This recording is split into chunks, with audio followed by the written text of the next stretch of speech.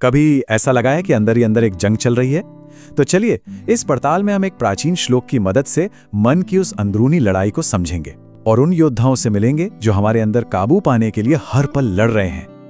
जरा सोचिए उस एहसास के बारे में जब मन कई हिस्सों में बटा हुआ महसूस होता है। एक हिस्सा है जो जानता है कि सही क्या है, जो कर्तव्य की आवाज सुनता है, लेकिन ठीक उसी वक्त एक दूसरा हिस्सा है जो गुस्से से उबल रहा होता है। और तभी कहीं से समझदारी एक बिल्कुल अलग रास्ता सुझाती है और फिर डर आकर हमें जकड़ लेता है। यह हमारे मन का युद्ध का मैदान है और हम ठीक इसके बीच में खड़े हैं। अब इस अंदरूनी संघर्ष को समझने के लिए हम किसी मॉडर्न साइकोलॉजी की किताब की तरफ नहीं देखेंगे, बल्कि हम एक ऐसी जगह से जवाब ढूंढेंगे जिसकी शायद किसी ने उम्मीद नहीं की होगी। भगवद गीता का एक शक्तिशाली श्लोक, एक ऐसा ग्रंथ जो 3000 साल से भी ज्यादा पुराना है। तो पहली नजर में देखें तो यह सीधा साधा लगता है। दुर्योधन नाम का एक राजकुमार एक बहुत बड़े युद्ध से ठीक पहले अपने सबसे काबिल और भरोसेमंद सेनापतियों के नाम गिना रहा है। चलिए अब एक कदम पीछे हटते हैं और इसे एक अलग नजर से देखते हैं। क्या हो अगर ये सिर्फ एक महाकाव्य के किरदार ना हो? क्या हो अगर ये असल में उन ताकतों का एक नक्शा हो जो हम सबके अंदर काबू पाने के लिए लड़ रही हैं? तो चलिए इस प्राचीन लिस्ट को अपनी मनोवैज्ञानिक टीम को समझने के लिए एक गाइड की तरह इस्तेमाल करते हैं। तो फिर तैयार हो जाइए, हम इस प्राचीन श्लोक में गहराई से उतरने वाले हैं और अपनी भीतरी सेना के मुख्य सदस्यों से मिलेंगे और आप हैरान रह जाएंगे कि ये किरदार कितने जाने पहचाने से लगेंगे। मैदान में सबसे पहले हैं हमारी भीतरी सेना के सबसे अनुभवी, सबसे ज्ञानी बुजुर्ग भीष्म और द्रोण। ये हमारी सालों की जमा की हुई समझ, अनुभव और उस स्थिरता को दिखाते हैं जो हमें संभाले रखती है। ये हमारे अंदर की तर्क की आवाज हैं। लेकिन यहीं पर कहानी उलझ जाती है। हमारे सबसे समझदार हिस्से भी भटक सकते हैं। क्यों? वजह है मोह, कर्तव्य की गलत समझ या बस डर। जब अंधी वफादारी जमीर पर हावी हो जाती है तो गहरी से गहरी समझ भी अन्याय का साथ देने लगती है। इनके बाद आते हैं कर्ण। ये हमारी उस छिपी हुई प्रतिभा के प्रतीक हैं जिसमें अपार संभावनाएं हैं। ये हमारे व्यक्तित्व का वो हिस्सा है जो शानदार है, शक्तिशाली है और जिसमें दुनिया जीतने की काबिलियत है। ये आगे बढ़ने की हमारी कुदरती क्षमता है। और यहीं कर्ण की कहानी का सबसे बड़ा और दुखद सबक छिपा है। हमारी सबसे बड़ी ताकतें भी उस संगत से पूरी तरह बेकार हो सकती हैं जिसमें हम रहते हैं। एक गलत दोस्ती सबसे तेज रोशनी को भी बुझा सकती है। मतलब हमारा माहौल सिर्फ हम पर असर नहीं डालता, वो हमारी किस्मत भी तय कर सकता है। और ये जो स्लाइड है, ये हमारे मन के सबसे बड़े संघर्ष को दिखाती है।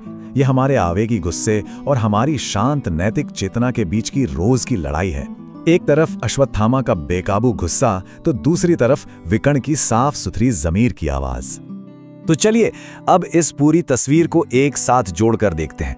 यहां हम देख सकते हैं कि कैसे ये सारे किरदार मिलकर हमारी पूरी अंदरूनी टीम बनाते हैं। ये शक्तियों का एक मिला जुला जटिल मिश्रण है और हमारा काम है इन्हें संभालना सीखना। और हाँ, ये मत सोचिएगा कि ये सब सिर्फ कोई पुरानी फिलॉसफी है। सबसे हैरान करने वाली बात तो ये है कि ये हजारों साल पुराने किरदार सीधे सीधे मॉडर्न साइकोलॉजी और न्यूरो साइंस के सिद्धांतों से मेल खाते हैं। ये वो जगह है जहां प्राचीन ज्ञान और आज का विज्ञान एक दूसरे से हाथ मिलाते हैं। दुर्योधन के घमंड को देखिए। ये ताकत की निशानी नहीं है, बल्कि ओवर कंपनसेशन मैकेनिज्म का एक सटीक उदाहरण है।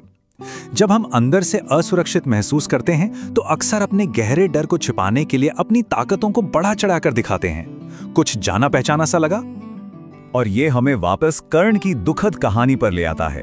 हमारा दिमाग सचमुच अपने आसपास के लोगों की नकल करने के लिए बना है। मिरर न्यूरॉन्स नाम की दिमागी कोशिकाएं हमें अपने करीबी लोगों के गुण, आदतें और यहाँ तक कि उनके विचार अपनाने पर मजबूर करती हैं। चाहे वो अच्छे हों या बुरे, हम उन लोगों का आईना बन जाते हैं जिनके साथ हम अपना वक्त बिताते हैं। अश्वत्थामा और विकर्ण के बीच की लड़ाई सिर्फ एक कहावत नहीं है, ये एक असली जंग है जो हर रोज हमारे दिमाग के अंदर होती है।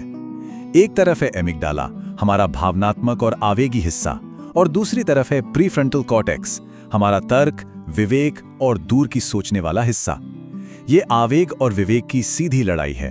तो अब जब हम अपनी टीम से मिल चुके हैं और इसके पीछे का विज्ञान भी समझ चुके हैं, तो आखिरी और सबसे बड़ा सवाल आता है नेतृत्व का। यह स्रोत हमें एक बहुत जरूरी बात याद दिलाता है। असली ताकत गिनती में नहीं होती। ज़मीर की आवाज विकर्ण अन्याय के खिलाफ अकेला खड़ा हुआ था। संख्या में वो बेशक कम था, लेकिन उसकी नैतिक शक्ति अपार थी। उसका उदाहरण ये साबित करता है कि ईमानदारी में वो ताकत है जो भीड़ के साथ चलने में कभी नहीं हो सकती। तो ये हमें एक सीधा साधा एक्शन प्लान देता है। मकसद इन अंदरूनी योद्धाओं को खत्म करना नहीं है, बल्कि समझदारी से ये चुनना है कि किसके पीछे चलना है। पहचानिए कि कब घमंड आपकी असुरक्षा को छिपा रहा है। सोच समझकर अपनी संगत चुनिए और सबसे जरूरी, गुस्से के शोर के ऊपर अपने ज़मीर की शांत आवाज को सुनना सीखिए। तो आखिरी सवाल ये नहीं है कि ये लड़ाई हमारे अंदर हो रही है या नहीं, वो तो हो ही रही है। असली सवाल ये है, कमान किसके हाथ में है? हमारे जीवन की गाड़ी कौन चला रहा है? इस सवाल का जवाब ही हमारी किस्मत तय करेगा, और ये चुनाव हमारा अपना होता है।